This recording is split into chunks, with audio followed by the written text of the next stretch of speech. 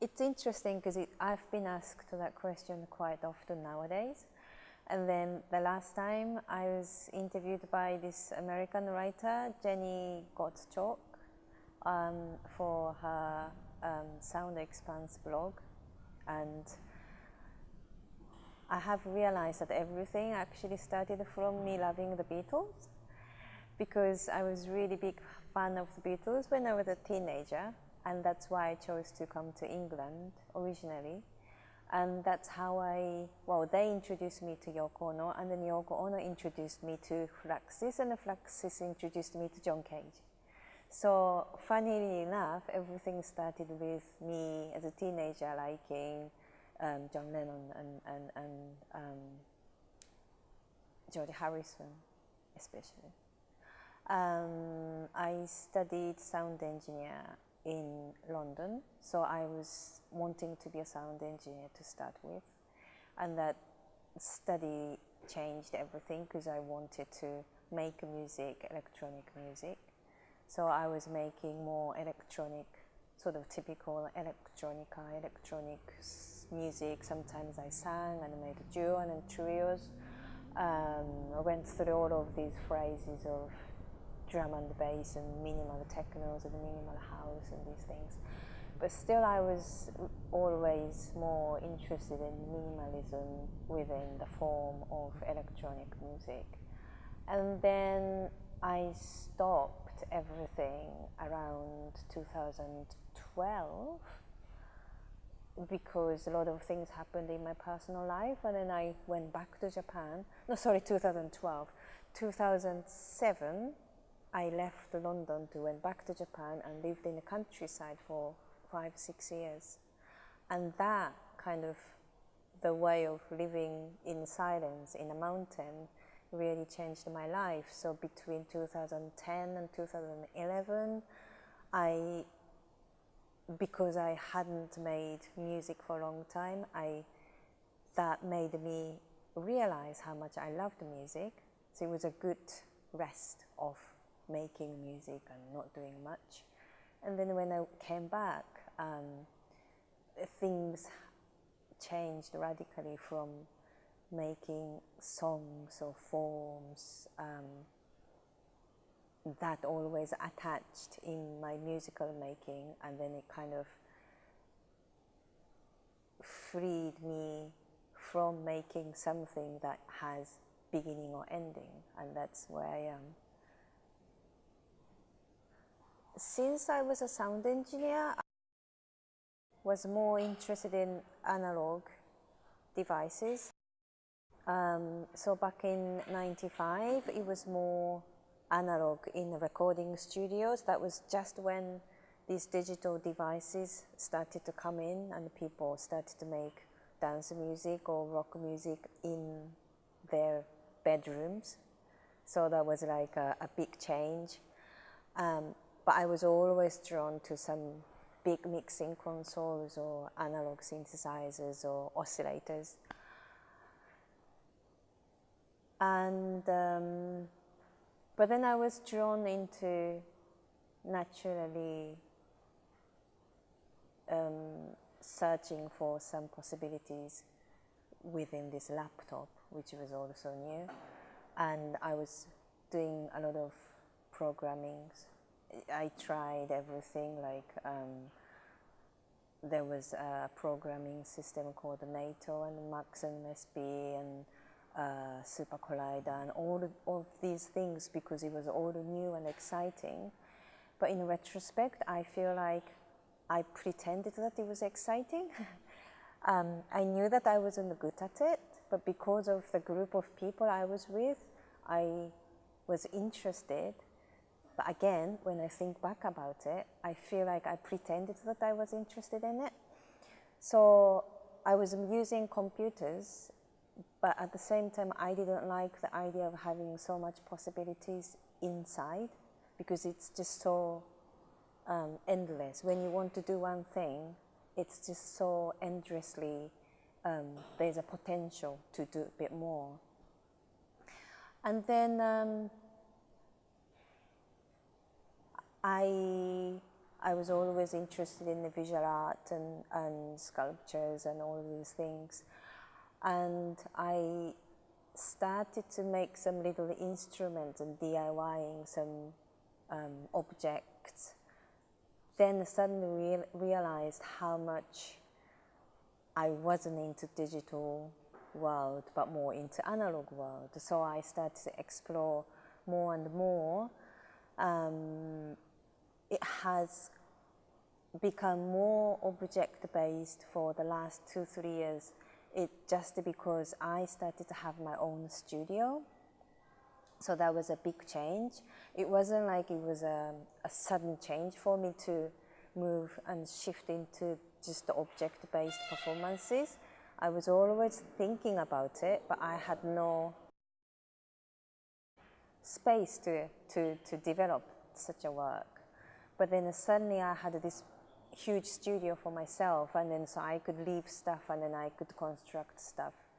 And yeah, so everything has developed quite naturally for me from one to another.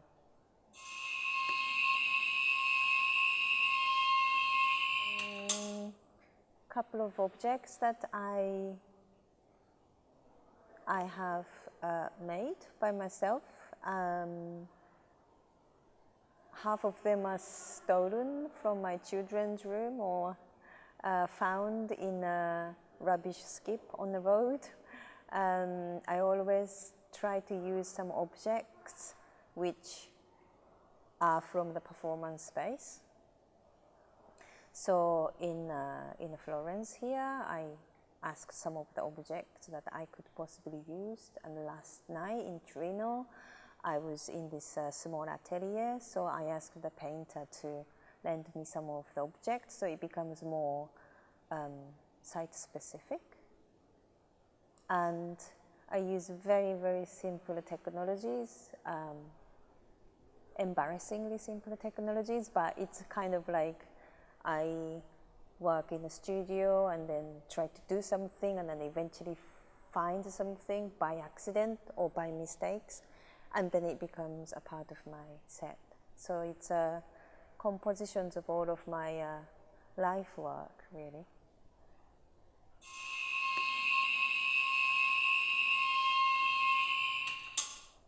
I work a lot with performers and composers because I work with text scores.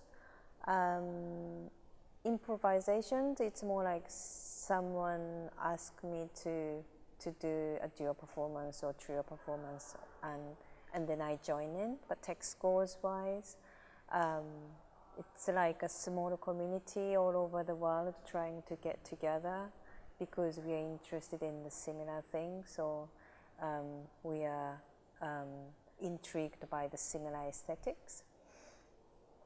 The newest collaboration that I'm doing is with this Canadian sound artist called Anef Jax. And I'm very much excited about it because it's a performance collaboration and installation collaboration. We are going to develop some works together, but without text scores. So that's quite a new thing for me. We are going to do some works in the UK, and then probably we're going to Japan. It's very exciting because I normally travel by myself, so collaboration is good. I can have a company in the flight.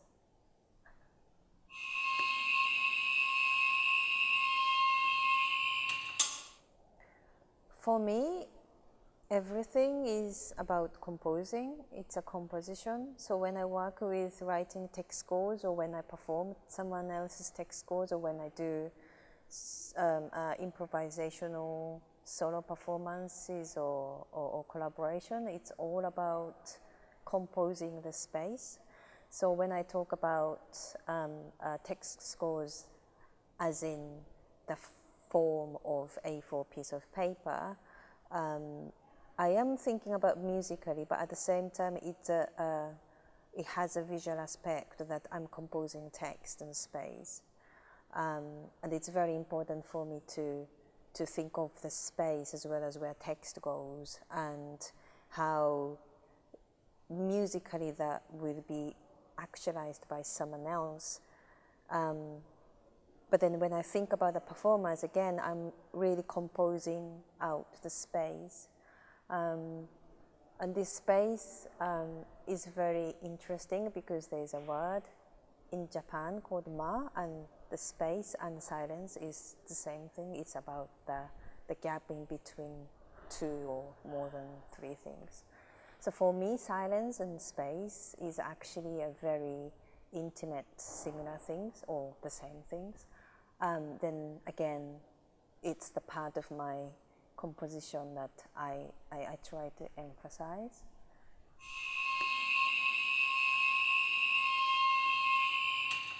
I think most of the Wandelweiser composers don't like being called Wandelweisers, and so it's something that I think reviewers always try to put to describe something.